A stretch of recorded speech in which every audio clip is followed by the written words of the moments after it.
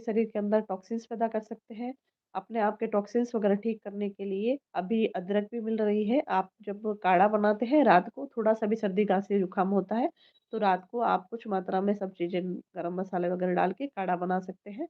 खाँसी के लिए अदरक को पीस के उसका जूस निकाल के उसमें शहद मिक्स करके चाट सकते हैं। छोटे बच्चों के लिए थोड़ी मात्रा में और बड़े के लिए आधे चम्मच जितना ले सकते हैं और उससे कोई नुकसान भी नहीं होता है और नेचुरल ये हर्बल एक कफ सिरप बन जाती है, कफ का चटने के लिए काम आ जाता है।